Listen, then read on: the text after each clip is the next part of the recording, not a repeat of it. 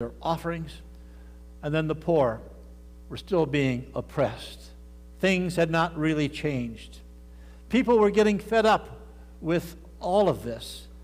The Lord said, "You have said harsh things against me." There were some people who were trying to do good, and they wondered whether there was anything to do, any point to it all. They complained, saying the following: "It is futile to serve God. What did we gain by carrying out our requirements and going about like mourners before the Lord Almighty?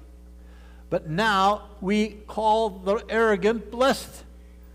Certainly the evildoers prosper, and even those who challenge God escape."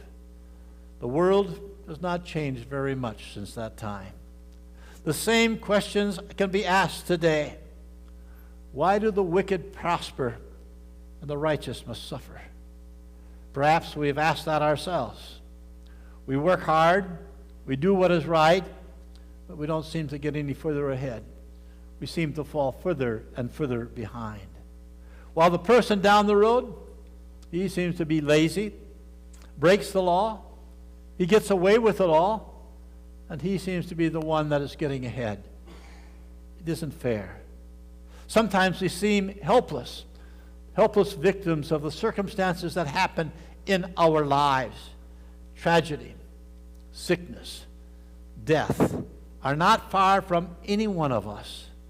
The pressures of our daily work, the tensions in our family, and the anxiety about what does the future hold for us and for our family. We ask, why should all this happen to me? What have I done to deserve this? And when we find no explanation, there's no clear answer, it's very easy to become filled with despair, with frustration, and a loss of hope for the future. Some may be led to conclude that life is not worth it. And over the years, we've seen that happen too often. There's no plan, they say. There's no purpose in life. It all seems to be so futile.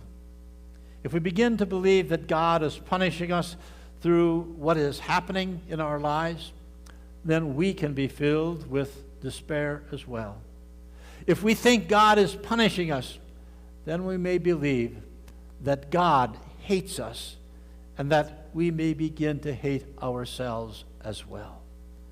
This futility and despair, it's not new. It began with Adam and Eve as they sinned